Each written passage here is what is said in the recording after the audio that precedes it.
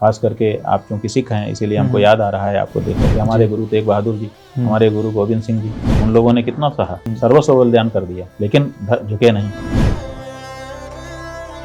योगी आदित्यनाथ का एक बयान आता है मीडिया में, उन्होंने कहा कि कोई भी धर्म गुरु राम जी से बड़ा नहीं। राम से बड़ा है, कौन है? धर्मशास्त्र। इसलिए राम भी जिससे अपने आप को छोटा कहते हैं उसको तो मान के ही सबको चलना पड़ेगा, चाहे कोई कितना ही बड़ा हो। धर्म विधि का पालन हो रहा है? अगर हो रहा होता तो हम लोग चाहे व्यक्तिगत रूप से चाहे अपने प्रतिनिधि के रूप से वहाँ उपस्थित हैं। अगर इनकम्प्लीट हो मंदिर तभी प्राण प्रतिष्ठा की पूजा हो सकती है, क्योंकि शिखर अभी तक नहीं हुआ। बिना सिर का धड़ अगर चलता हुआ आपको रास्ते पर दिख जाए तो आप क्या व्यवहार कर पाओगे? आपको पता है, शास्त्रों में लिखा है, जो वहाँ पे पूजा करेंगे, जो पुजारी हैं, उनको भी तो ये सब पता होगा। जैसे ये दरबारी विद्वान है, तो जो दरबारी विद्वान होता है, दरबारी विद्वान नहीं बोल पाता है जो सच है। अगर वो सत्ता के डर है उनके मन में, सत्ता के प्रभाव में हैं, इसीलिए सत्ता जैसा कह रही है वैसा कर रहे हैं। पीएम मोदी कहते हैं कि मैं सनातन धर्म का रक्षक हूँ। तब तो आपकी बहुत बड़ी जिम्मेदारी हो जाती है कि आप धर्मानुकूल आचरण करें, तब फिर क्यों आप मनमाना कर रहे हैं? शंकराचार्य जी ने पहले ही कह दिया है कि ये धर्मानुकूल नहीं है, उसके बाद वो कह देते कि अरे शंकराचार्य जी ने कहा है कि धर्मानुकूल नहीं है, मैं तो धर्म में था।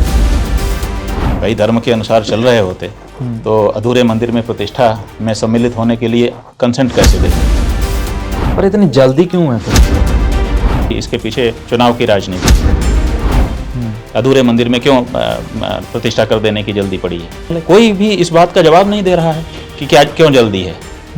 तो कोई तो खड़ा होके कहता। ट्रस्ट ने आपके साथ बातचीत करने की कोशिश की? नहीं, कोई आपका सजेशन लेने की? संघ का कोई आपको मैसेज आया हो, संघ ने आपके साथ बातचीत करने की कोशिश की हो? नहीं, अभी तक तो ऐसी कोई कोशिश। अयोध्या तो एक जाकी है, अभी मथुरा और काशी बाकी है, ये स्लोगन बोलते हैं। क्या आप मथुरा और काशी के लिए अकेले आंदोलन करेंगे या फिर इनके साथ? एक बार आंदोलन हुआ था जब लाठीचार्ज हो रहा, तो आप भी सबसे पहले थे उनमें से। पुलिस ने पीटा, लेकिन हम भागे नहीं, हमने कहा कि और मारिए। स्वामी विवेकानंद जी ने कहा है कि हम वो हैं जो हमें हमारी सोच ने बनाया है, तो इस बात का ध्यान रखिए कि आप क्या सोच रहे हैं।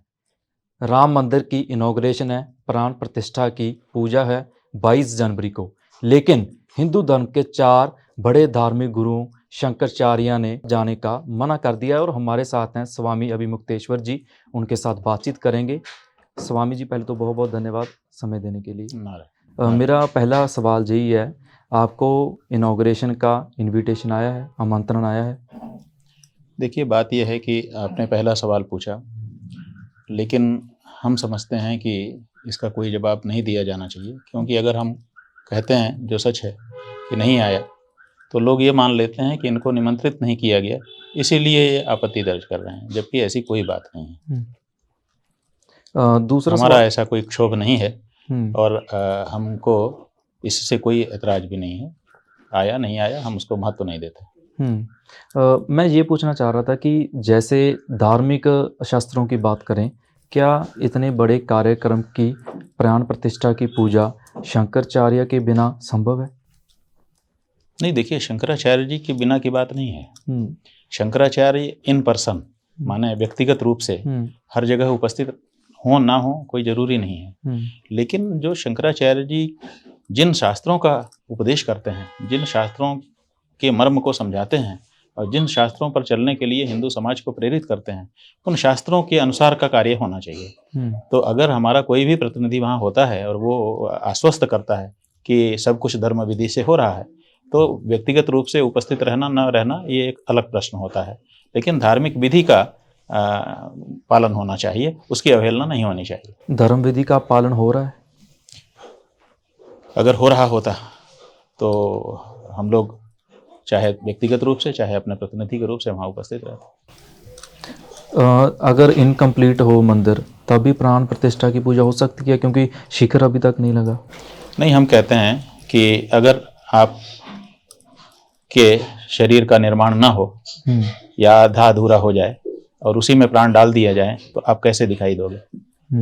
बिना सिर का धड़ अगर चलता हुआ आपको रास्ते पर दिख जाए तो आप क्या व्यवहार कर पाओगे? आप उसको देख के भागोगे, भय उत्पन्न हो जाएगा आपके शरीर में, आपके मन में। तो जो शास्त्र के अनुसार जो मंदिर होता है वो भगवान का शरीर होता है और जो मूर्ति होती है वो उनका जीव होता है। तो जीव का प्रवेश शरीर में तब कराया जाता है जब शरीर पूरा तरह से निर्मित हो जाए। जैसे प्राकृतिक रूप से हमारी माँ के गर्भ में हम आते हैं, लेकिन जब तक हमारे आंख, कान, नाक, मुंह, सारे अंग प्रत्यंग नहीं बन जाते हैं तब तक भगवान भी हमको सार्वजनिक रूप से प्रकट नहीं करता है। पर ये सब आपको पता है, शास्त्रों में लिखा है, जो वहां पे पूजा करेंगे, जो पुजारी हैं, उनको भी तो ये सब पता होगा। देखिए, किसको नहीं पता है? सनातन धर्म के जानकार वे भी हैं, उनको भी ये जानकारी है। लेकिन आपको हम एक दृष्टांत के माध्यम से समझाना चाहेंगे कि बीरबल और अकबर की कहानियां चलती हैं। कहते हैं कि अकबर भोजन करके आया और बैठ गया सिंहासन पर, दरबार शुरू करो, और बैगन की सब्जी खा के आया था, बड़ी स्वादिष्ट हुई थी। तो उसने कहा, बीरबल बैगन बहुत अच्छी चीज़ है। तो बीरबल खड़े हुए, कहा, हुजूर, इसीलिए भगवान ने उसके माथे पर मुकुट लगा करके भेजा है। आपने बैगन को देखा होगा, उसके ऊपर एक कलगी जैसी लगी रहती है। तो कहा कि इसीलिए तो भगवान ने उसके माथे पर मुकुट लगा करके भेजा है। थोड़ी देर में वायु बढ़ गया शरीर में, तो उसको लगा कि बैगन खाने से आज मेरा शरीर सही स्थिर नहीं रह पा रहा है, वायु विकार हो रहा है। तो कहा, ये बैगन ने के गड़बड़ी कर दी।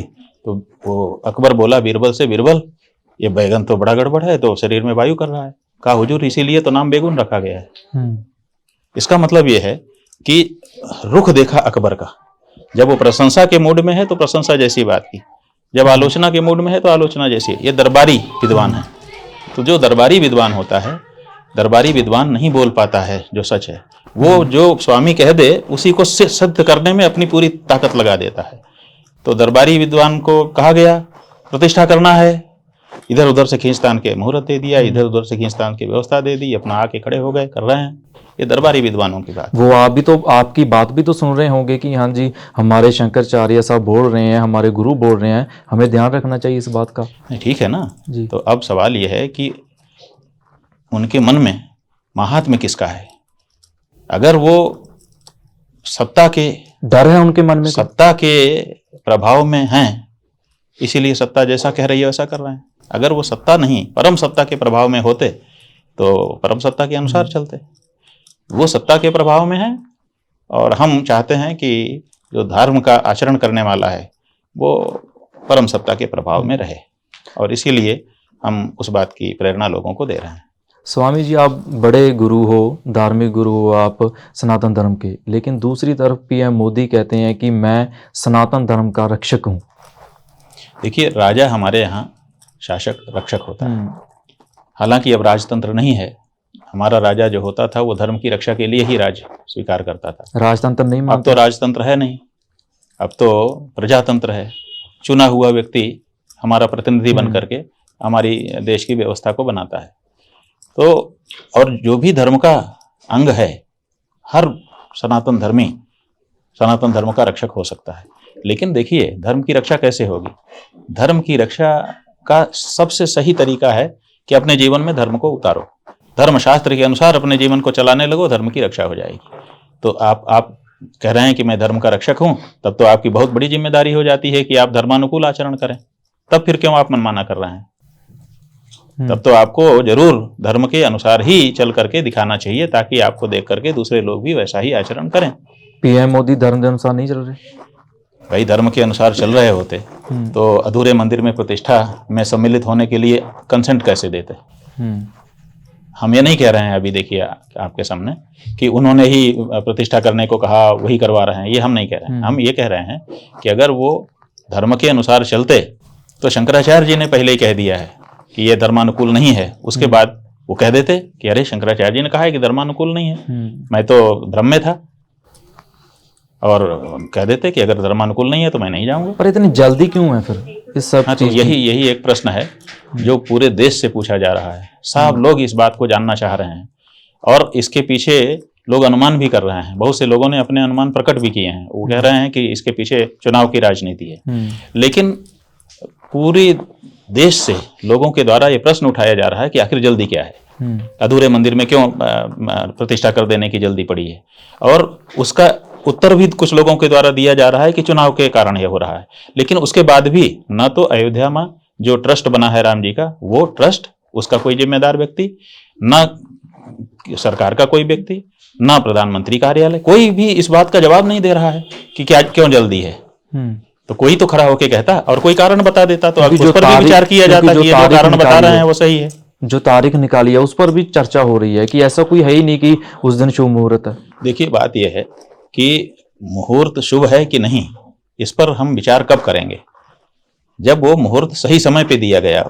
देखिए, अभी तो उसकी टाइमिंग गलत है, इसलिए कि अगर हम ज्योतिषी हैं मान लीजिए, और आप हमारे पास आओ कि हम अपने बेटे का विवाह करना चाहते हैं, महाराज हमारा मुहूर्त निकाल दीजिए, तो हम आपसे पूछेंगे ना कि बेटा आपका है, विवाह योग्य हो गया है, कहीं पर लड़की वाले आकर के उसका वरण कर गए हैं, तब ना मुहूर्त की बात आएगी। अभी बेटा पैदा नहीं हुआ है, अभी पैदा तो हो गया लेकिन बहुत छोटा है, हम तो 15 साल बाद के लिए मुहूर्त निकलवा ले रहे हैं, तो कोई ज्योतिषी मुहूर्त निकालेगा? तो जब कोई व्यक्ति गया होगा ज्योतिषी के पास कि हमें प्रतिष्ठा का मुहूर्त दे दीजिए, तो ज्योतिषी का यह कर्तव्य था कि वो पूछता कि जिस मंदिर में प्रतिष्ठा के लिए आप मुहूर्त लेने आए हैं, क्या वो निर्मित हो गया है कि निर्माणाधीन है, कितना प्रतिशत काम हो गया। अगर 2-4% काम बचा रहता और कोई मुहूर्त निकलवाता तब भी ठीक था। क्या आपको लगता है कि ये प्रेशर के वजह से सब कुछ हो रहा है? हाँ, हमने जो ज्योतिषी जिन्होंने ये मुहूर्त दिया है, काशी के हैं वो, और उनका एक साक्षात्कार हमने देखा मीडिया में। तो उनसे एक पत्रकार पूछ रहा है कि आपने ये मुहूर्त कैसे दे दिया, तो वो कह रहे हैं कि हमसे कहा गया कि जनवरी में मुहूर्त दो, तो हमने दे दिया जनवरी में, जो अच्छा समय हमको लगा। तो इसका मतलब कोई उनको ऑर्डर दिया गया, उनको समय का एक अवधि दे रहा था, अंतराल दे रहा था कि इसी अवधि का मुहूर्त चाहिए, तो उसी अवधि में जो उनको अच्छा लगा वो बताया उन्होंने। स्वामी जी, आपने ट्रस्ट की बात की। ट्रस्ट में अगर बात करें, सचिव हैं जो चंपत राय, उनका एक बयान आता है मीडिया में कि विष्णु के अवतार हैं नरेंद्र मोदी। देखिए, वो उनकी अपनी भावना है। हमारे यहाँ तो कण कण में भगवान देखने की परंपरा है। अब यही है कि जो व्यक्ति किसी में भी भगवान देख सकता है, तो वो केवल मोदी जी में विष्णु नहीं देखेगा, वो सब में देखेगा। तो वो कहते तो भाई कण कण में है इसलिए उनमें है, ऐसा कहते तो हम लोग ठीक मानते, क्या पता उनको सिर्फ लेकिन उन्होंने केवल मोदी में देखा, बाकी को फटकार लगा रहे हैं, बाकी को कह रहे हैं ये शाक्त का नहीं है, ये शैव का नहीं है, ये शंकराचार्य का नहीं है, उनमें उनका तिरस्कार कर रहे हैं। तो जो व्यक्ति सब में भगवान को देखता है वो किसी का तिरस्कार नहीं करता है, सबका सम्मान करता है, सब में प्रभु को देखता है। ट्रस्ट ने आपके साथ बातचीत करने की कोशिश की? नहीं, कोई आपका सजेशन लेने की? नहीं कि आप आ जाओ, ऐसी कोई बात नहीं। बल्कि बयान ऐसा दिया जिसमें हिकारत दिखाई दे रही थी, योगी अवहेलना दिखाई दे रही थी। योगी आदित्यनाथ का एक बयान आता है मीडिया में, उनसे पूछा जाता है कि शंकराचार्य नहीं आ रहे, तो आप क्या कहेंगे? उन्होंने कहा कि कोई भी धर्मगुरु राम जी से बड़ा नहीं है। ठीक है, एकदम सही कहा उन्होंने, लेकिन उन्होंने ये नहीं कहा कि कोई भी धर्मगुरु, उन्होंने कहा राम से बड़ा कोई नहीं। तो हमारा ये कहना है कि ये गलत कहा उन्होंने। राम से बड़ा है, कौन है? धर्मशास्त्र, क्योंकि राम भी धर्मशास्त्र से विरुद्ध नहीं चल सकते थे, इसलिए राम भी जिससे अपने आप को छोटा कहते हैं उसको तो मान के ही सबको चलना पड़ेगा, चाहे कोई कितना ही बड़ा हो। हम नहीं कहते हैं कि हम बड़े हैं, लेकिन हम ये जरूर कहते हैं कि हमारा धर्मशास्त्र बड़ा है। उसी ने हमको जो कुछ बनाया है, उसी ने हमको बताया कि राम होते हैं, उसी ने बताया कि कृष्ण होते हैं, उसी ने बताया कि धर्म के लिए प्राण भी न्यौछावर कर देना श्रेयस्कर होता है, स्वधर्मे निधनम श्रेयः परधर्मो भयावह। उसी ने हमको अपने धर्म में स्थिर रखा है, वही हमको आध्यात्मिक उन्नयन करके हमारी आत्मा को ऊंचा उठाता है। जब हम धर्म का पालन करते हैं, सांसारिक भोगों को छोड़ करके भी जब हम रहते हैं, तब भी हमको मन में प्रसन्नता होती है, यह धर्म के कारण होती है। तो वो जो धर्म है वो सबसे ऊपर है, भगवान भी उससे नीचे हैं। शास्त्र की आपने बात की, अगर प्राण प्रतिष्ठा की मैं बात करूं, उसमें कहा जा रहा है कि नरेंद्र मोदी 3 दिन पहले नीचे वो सोएंगे, नारियल पानी पिएंगे। वो कह रहे हैं कि ये सबसे बड़े धार्मिक गुरु का काम होता है। बात यह है कि कौन क्या कर रहा है, क्या नहीं कर रहा है, ये तो हमारी जानकारी में नहीं है। और दूसरे ये है कि अगर कोई तपस्या करे, भूमि शयन करे, उपवास करे, तो उसके लिए अच्छा ही होता है, इसमें कोई खराबी नहीं। स्वामी जी, राम मंदिर बनने में आप योगदान सबसे बड़ा किसका मानते हैं? देखिए, वैसे तो अनेक 3 लाख लोगों ने उसके लिए योगदान किया है। हमारे सिखों के गुरु भी वहाँ पहुँचे थे, और जब मूर्तियाँ प्रकट हुई थी 1950 में, उसके बाद वहाँ पर कोलाहल हुआ था। उस समय निहंग सिंह नाम के सिख आए थे, और उन्होंने वहाँ पर जाकर के, जब हिंदुओं को हटाया जा रहा था तो उन्होंने कब्जा कर लिया था। कुछ दिन तक तो उनका भी कब्जा रहा था, और उसके बाद फिर अनेक लोग आए, सब ने अपना अपना योगदान किया, बलिदान किया, और फिर ये समय आ गया हम लोगों का। आज जो अगर सबसे बड़ा योगदान हम किसी का कहें तो हम उनका कहना चाहते हैं जिन लोगों ने न्यायालय में पक्षकार बन करके हिंदू समाज की ओर से मुकदमे को लड़ा और लड़ करके जीता। तो सबसे बड़ा योगदान पक्षकारों का है। लेकिन ट्रस्ट के जो प्रधान हैं उन्होंने तो सीधा ये कह दिया प्रेस कॉन्फ्रेंस में कि अडवाणी और एमएम जोशी ना आए। वो ठीक है, वो ट्रस्ट के मुखिया हैं, किस कारण से किसको बुलाते हैं, किसको रोकते हैं, ये तो एक अलग रथ यात्रा जब शुरू की थी तो अडवाणी सबसे पहले। ठीक है, अब उसको वो नहीं स्वीकार करते होंगे, उनकी दृष्टि में नहीं उनका महात्म्य होगा, जो भी है। क्या मानते हैं आप, जो ये इनॉग्रेशन हो रही है, ये प्राण प्रतिष्ठा राजनीतिक रूप क्यों ले रही है? देखिए, राजनीतिक रूप इसलिए ले रही है क्योंकि इसमें जल्दबाजी की जा रही है। बिना मंदिर बने प्रतिष्ठा करने का जो आयोजन कर दिया गया, और जिस तरह से उसमें लोगों को बुलाना, सब चुन चुन करके बुलाया जा रहा है, किसी को रोका जा रहा है, किसी को बुलाया जा रहा है, जो हाँ में हाँ मिलाने वाले लोग हैं उनकी वहाँ पे बढ़ोतरी हो रही है। इन सब चीज़ों को देख करके ऐसा लगता है कि शायद इसका राजनीतिक उपयोग किया जाएगा, और इसीलिए इसमें राजनीति के लोग बोल रहे हैं। कौन आए कौन जाए, ये तय कौन कर रहा है? अब वो तो वहाँ जो आयोजक लोग हैं उन्हीं को तय करना है। अगर हम प्राण प्रतिष्ठा की बात करें स्वामी जी, तो शास्त्रों में जो लिखा है, क्योंकि आपको सब पता है, आप पढ़े हुए हैं, लेकिन जो वहाँ पे जो पूजा करेंगे, पुजारी करेंगे, उनके जो संस्थान है या उन्होंने भी तो ये शास्त्र पढ़े होंगे, तो वो वहाँ पर बैठकर कैसे पूजा कर सकते हैं? ये कि अब इतना कुछ आपने बताया कि ये नहीं कंप्लीट, वो नहीं है, फिर भी देखिए, बात वह हमने बता दिया शुरू में कि कुछ लोग सत्ता और कुछ लोग परम सत्ता के अंदर काम करते हैं, उनकी हिम्मत नहीं है कुछ भी बोल पाने की, और जो वेतनभोगी कर्मचारी होता है, तनखैया जिसको कहते हैं, वो जो उसको वेतन देता है उसी को स्वामी समझता है और उसी के अनुसार कार्य करता है। आपने कहा था कि अगर रामानंदी प्रथा के अनुसार होती है प्राण प्रतिष्ठा तो हम जाएंगे, ये क्या है? इसलिए कि रामानंद जो संप्रदाय है जी, वो भी उन्हीं शास्त्रों से गवर्न होता है, संचालित होता है, जिन शास्त्रों से हम होते हैं। थोड़ी सी हम लोगों की परंपराएं अलग हैं, दर्शन थोड़ा अलग है, लेकिन शास्त्र हमारे एक ही हैं। इसलिए किसी भी शास्त्र से वो हमारे ही शास्त्र हैं, हिंदू शास्त्र हैं, हमें कोई बाधा नहीं। लास्ट मेरे को सवाल हैं 2-3। निर्मोही अखाड़े के बारे में आपका क्या कहना है? वो उनका रोल कहाँ पर है? निर्मोही अखाड़ा जो है, जब 1950 ईस्वी में वहाँ पर भगवान श्री राम प्रकट हुए थे, उसी के बाद की हिस्ट्री हम लोग जान पाते हैं। बहुत पुरानी हिस्ट्री तो पीछे चली गई है। उसके बाद से वहाँ निर्मोही अखाड़े ने जाकर के पूजा अर्चना शुरू किया भगवान की। जब भगवान प्रकट हुए तो अभिराम दास जी वहाँ गए और उन्होंने जाकर, वो निर्मोही अखाड़े के थे, उन्होंने पूजा शुरू की। बाद में उनके साथ दुर्व्यवहार हुआ, फिर उन्होंने पूजा जारी रखी। फिर बाहर जब अंदर से बंदिश लगा दी गई, ताला बंद कर दिया गया, तो उन्होंने बाहर एक चबूतरा बनवाया जिसको राम चबूतरा कहा जाता था। उस राम चबूतरे पर बैठ करके उन्होंने भजन संकीर्तन अखंड शुरू किया। यही नहीं, बाबा अभिराम दास ने वहाँ पर मेला लगाना शुरू किया, जिनकी मुसलमानों के पक्ष की ओर से शिकायत भी हुई है कि ये अभिराम दास नाम का महात्मा है, ये वहाँ पे मेला लगाता है, हम लोगों को तंग करता है, आदि आदि। उस पर भी मुकदमा चला है। तो उन लोगों ने निरंतर विकट परिस्थितियों में भी भगवान की पूजा अर्चना जारी रखी। तो जिन्होंने कठिन से कठिन परिस्थिति में भगवान की पूजा जारी रखी, आज जब मंदिर बन गया तो पुजारी आप दूसरा भर्ती कर रहे हो। हम लोगों का ये कहना है, वो कह रहे हैं कि राम जी की जो पूजा का अधिकार है निर्मोही अखाड़े को मिलना चाहिए। वो कह रहे हैं कि अयोध्या तो एक झांकी है, अभी मथुरा और काशी बाकी है, ये स्लोगन बोलते हैं। क्या आप मथुरा और काशी के लिए अकेले आंदोलन करेंगे या फिर इनके साथ?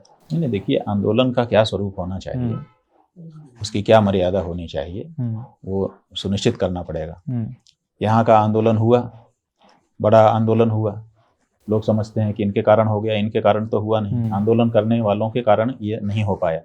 ठीक है, लोगों के पास बात पहुंची, जन जागरण हुआ, लेकिन मुकदमा का फैसला होकर के ही आज वहाँ राम मंदिर बन रहा है।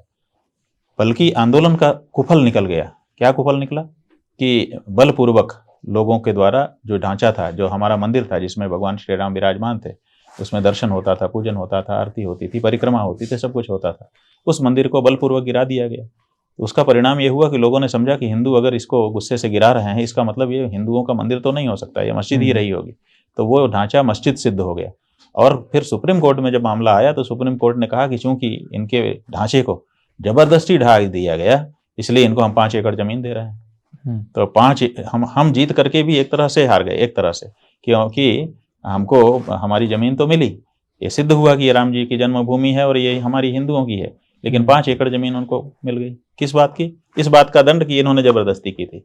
तो हमको जोश में होश नहीं खोना चाहिए।